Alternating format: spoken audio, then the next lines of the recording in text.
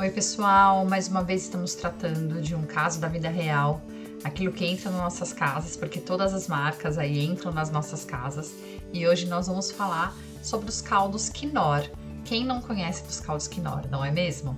E nós vamos falar algum uso indevido que aconteceu pensando numa embalagem.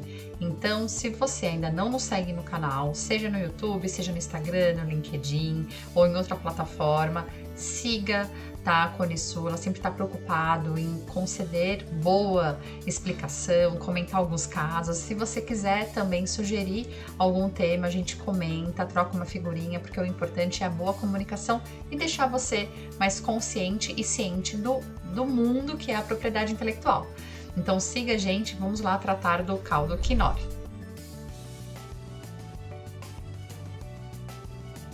Vamos lá.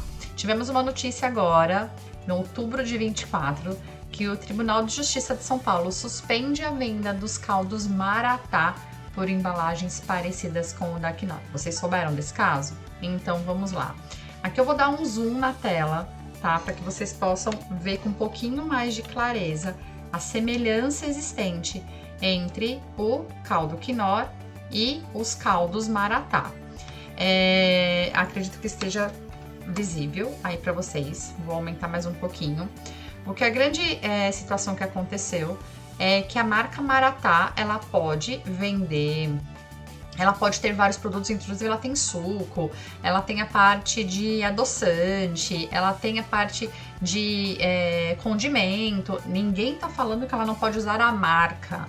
Vamos separar aqui agora marca de embalagem, roupagem no qual a marca ela é conhecida e é levada para casa do consumidor.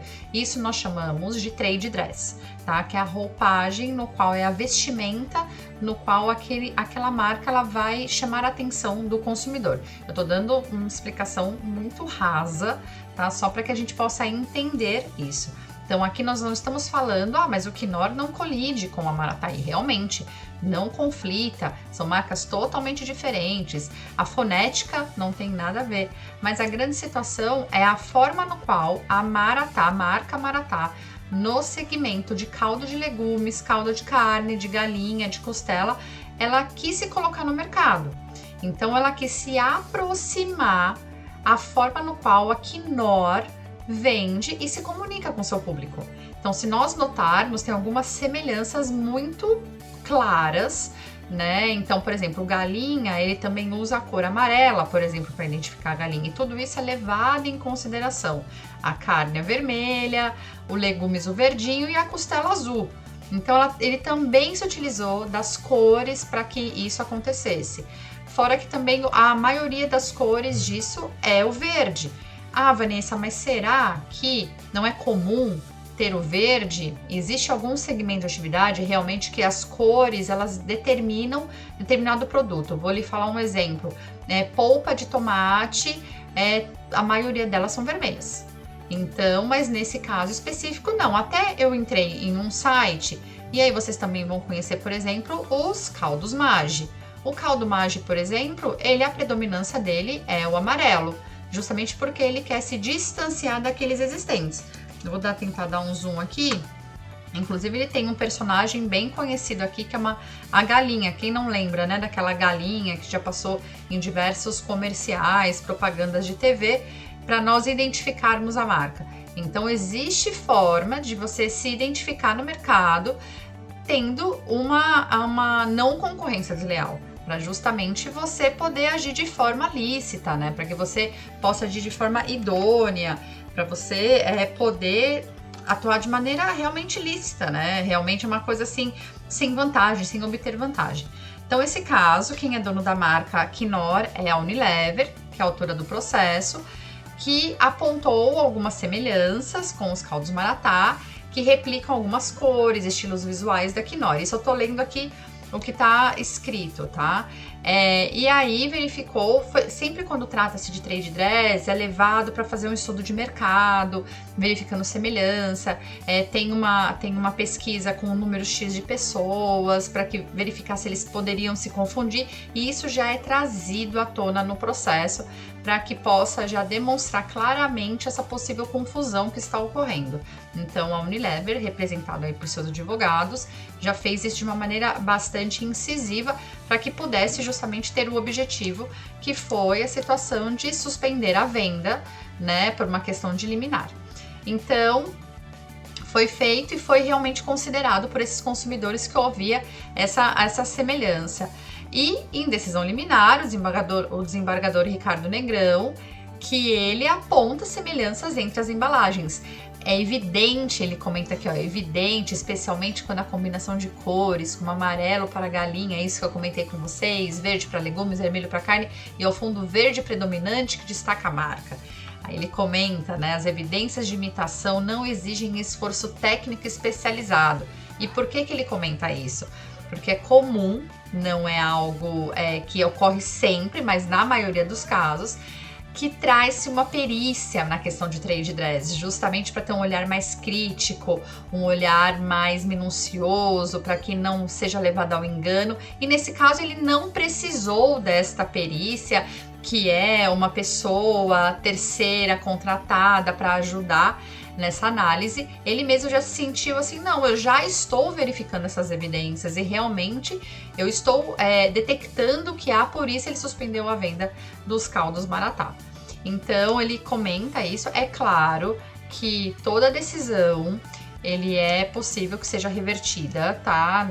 Pode ser que os caldos Maratá aqui, ou Maratá, enfim, faça um agravo, tente reverter e é perfeitamente normal, mas que realmente houve e isso é bem interessante.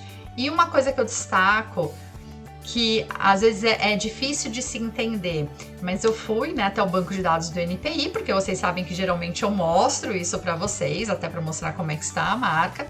E a Maratá, ela tem uma série de requerimentos, ela tem, como eu disse, ela tem suco, tem outras coisas. E a marca, ela realmente foi concedida, e o NPI não fez errado de conceder a marca, porque em nenhum momento, para o INPI, ele estava lesando o direito alheio. Por quê? Porque foi requerido o direito, por exemplo, vou abrir um processo aqui para vocês, que ele simplesmente, ele requer o direito, e aqui tem uma diferença de embalagem, por exemplo, esse daqui, salvo engano, é na parte do adoçante. Ele até dá entrada como preto e branco, talvez para que ele possa, se quiser mudar alguma identidade visual, se quiser mudar alguma cor, não venha ter esse requerimento novamente. Mas vou tentar abrir um outro aqui para vocês, para ver se aparece essa situação de, por exemplo, esse daqui pode ser que seja, me leva a entender que é bicarbonato, por exemplo. Aqui tá falando que é folha de louro, folha de louro desidratada, que são aqueles saquinhos, os condimentos, ele não coloca coloração.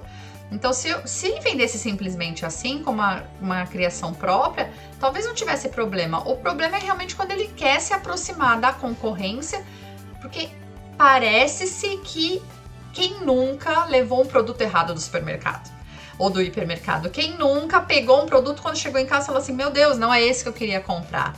Então ele quis causar essa possível confusão, tá? Mas os advogados da Maratá estão perfeitamente, tá perfeitamente aberto, a justiça permite que isso seja, que ele faça o agravo e talvez tente reverter essa decisão, mas eu quis trazer isso para vocês, que é um caso bastante interessante do nosso dia a dia, algo que a gente pode pegar na gôndola, né?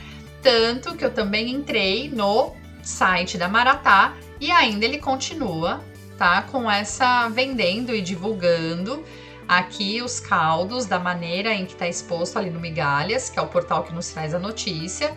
Então talvez ele está querendo realmente reverter, porque ele não tirou imediatamente, tá? Então é algo que é bastante interessante.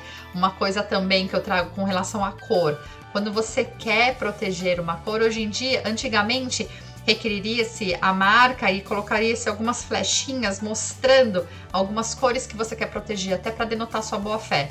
Hoje em dia nós já requeremos a marca colorida e eu falo para o cliente que a cor é também uma forma de se aproximar e de se afeiçoar com o seu público, né? Então as cores muitas vezes ajudam nessa identidade. e sempre pensando que você quer conquistar um público próprio, né? E quando realmente algumas cores elas se assemelham com outras em algum segmento específico, tem que se tomar cuidado para você não se aproximar de um produto concorrente, que aí poderia caracterizar uma possível má-fé. Então é isso que eu queria trazer para vocês, eu achei um caso interessantíssimo. Não esqueçam de seguir a gente aí nos canais, acompanhar, a gente sempre traz notícias bastante interessantes e relevantes. E se vocês quiserem sugerir alguma coisa, nós estamos à disposição. E se vocês também tiverem alguma notícia, falam, Vanessa, comenta isso daqui. Vamos lá, vamos comentar, vamos estudar, vamos comentar, que é sempre assim, eu acho que de grande valia para o nosso conhecimento.